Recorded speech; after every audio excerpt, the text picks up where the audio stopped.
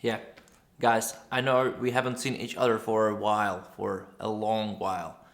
But I'm back. I'm back. It was crazy times, so I basically didn't have a time to check about Eurovision anything, but recently I finally got to it. And when I read all the news, let's talk.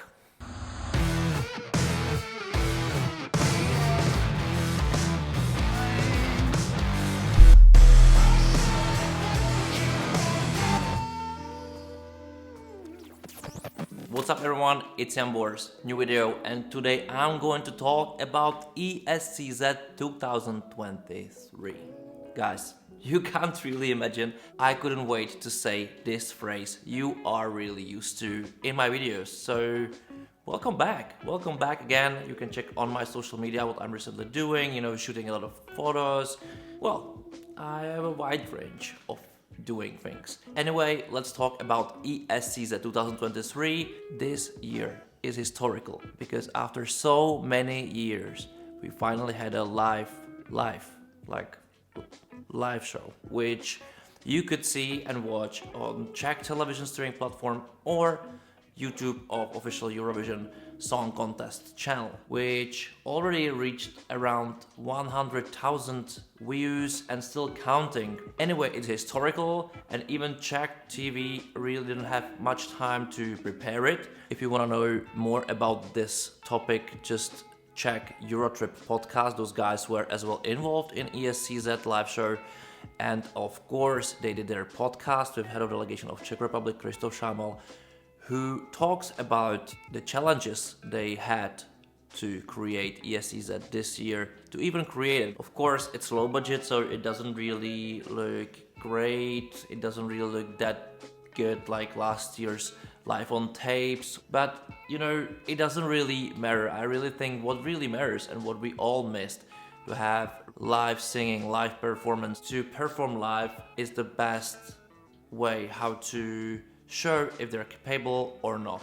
And I must say that after first watching the show, I was a bit skeptical about some of them. On the other hand, when I watch it next time, few other times, I was really calculating like who's better in what, who's worse in what, who can improve in, and all of this stuff, which of course that's my profession, so it's like professional deformation in this. I can't help myself. That doesn't really matter, because what really matters is that those artists were able to sing live, should or must sing live, and show us what they're capable of, if they deserve our votes. And voting, it's the other thing which is historical, which is new, which is very logical decision behind it, because only fans can vote, only people can vote, no juries this year. This whole Eurovision decision is wrong, but it is what it is, and I think Czech Republic really reacted well on this matter. What's also good that Czech television didn't let anything chances, so this year we have full coverage on social media. You can check Czech television's YouTube where are all the videos from the live performances. Also, you can watch Facebook of ESCZ and Instagram, where are also additional information about artists, special IDs of artists, which are greatly done.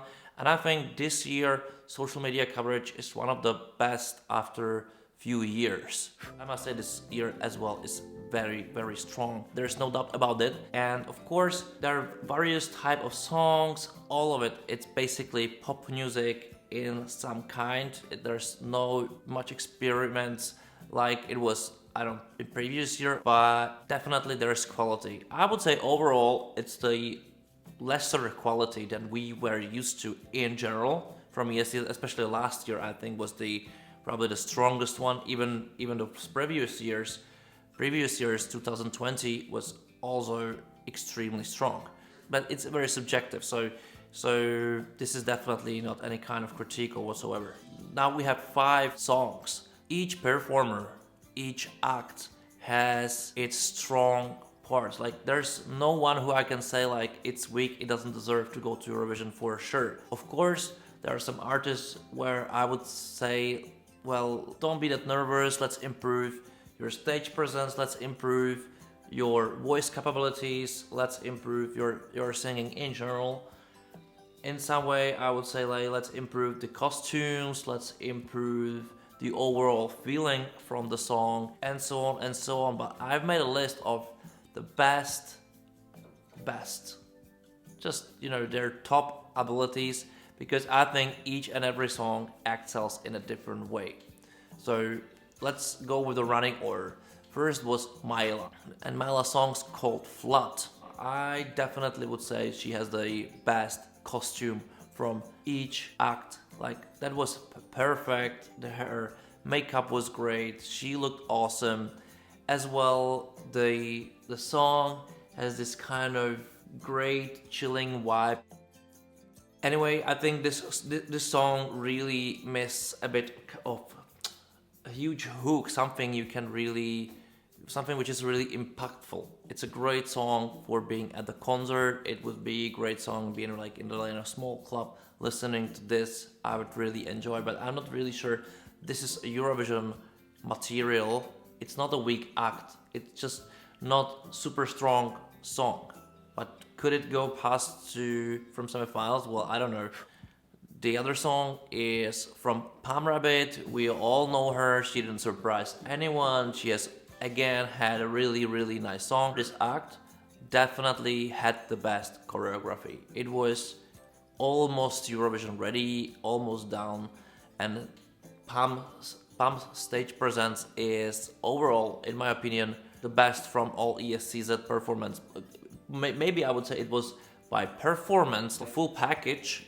The confidence was there. I felt it through the camera, and I wasn't that surprised, but I was surprised that this song really reached much better on me than in studio version. Another act was from Marketa Irglova. The song is called Happy, and in my opinion, this is the best earworm of ESCZ. I just cannot stop having this song in my head. I'm not sure if it's the best song. I'm not sure if it's not too much repetitive. It sounds good. It sounds really good. It's always here. It's with the calm. It really reminds me of the Icelandic song from last year as well. It's this kind of atmosphere. It's this kind of vibe, and I enjoyed it. I'm very glad that we have somebody like Marketa Irglova in the show, because I think it's as well kind of a prestige to have somebody who won the Oscar for music. Yeah. The fourth song, this is the biggest favorite of ESCZ, and I think maybe one of the biggest favorites as well for the whole Eurovision winning. Yeah.